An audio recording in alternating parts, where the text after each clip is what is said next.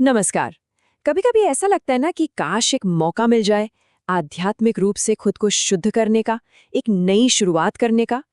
तो आज हम बात करने वाले हैं कामिका एकादशी की।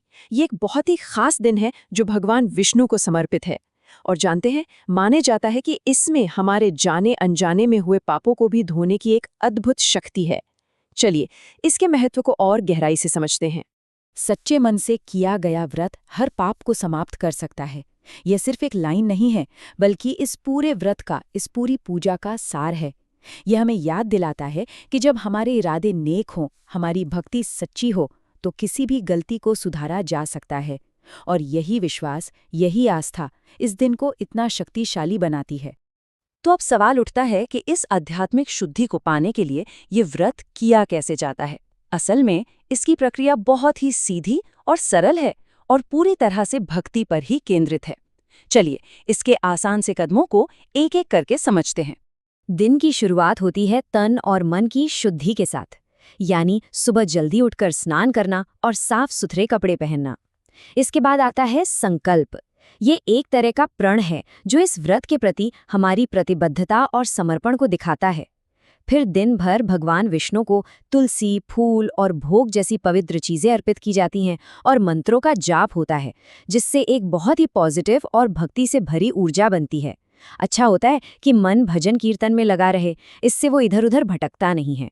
और आखिर में अगले दिन यानी द्वादशी को व्रत का पारण करके इसे सम्मान के साथ पूरा किया जाता है। और इस पूरी पूजा के केंद्र में, मतलब इसके दिल में है ये शक्तिशाली मंत्र, ओम नमो भगवते वासुदेवाय। ये सिर्फ कुछ शब्द नहीं है, ये तो भगवान विष्णु के साथ सीधा जोड़ने का एक जरिया है जो हमारी भक्ति को उन तक पहुंचाता है। और जब इसके साथ विष्णु सहस्त्रनाम यानी उनके 1000 नामों का पाठ किया जाता है, तो इस दिन की जो आध्यात्मिक ऊर्जा है वो कई गुना बढ़ जाती है। हर व्रत के पीछे ना एक कहानी होती है जो हमें उसकी असली शक्ति का एहसास कराती है। कामिका एकादशी की कथा भी कुछ ऐसी ही है। ये एक ऐसे इंसान की कहानी है जो एक गलती कर बैठता है और फिर पछतावे की आग में जलता है और फिर मुक्ति का रास्ता खोजता है। तो कहानी कुछ यूं है कि एक व्यक्ति गुस्से में आकर एक बहुत बड़ी भूल कर देता है, लेकिन जब उसे अपनी गलती का एहसास होता है तो वो गहरे पछतावे से भर जाता है। वो मुक्ति पाने के लिए तड़पने लगता है और तभी एक ज्ञानी ऋषि उसे कामिका एकादशी का व्रत रखने की सलाह देते हैं। वो व्यक्ति पूरी श्रद्धा और विश्वास के साथ व्रत का पालन करता है और अंत में भगवान विष्णु उसकी सच्ची भक्ति देकर उसे क्षमा कर देते हैं। ये कथा बहुत ही खूबसूरती से दिखाती है कि सच्चे पछतावे और सच्ची भक्ति से कैसे मुक्ति का रास्ता खुल सकता है। तो ये कहानी हमें क्या सिखाती है?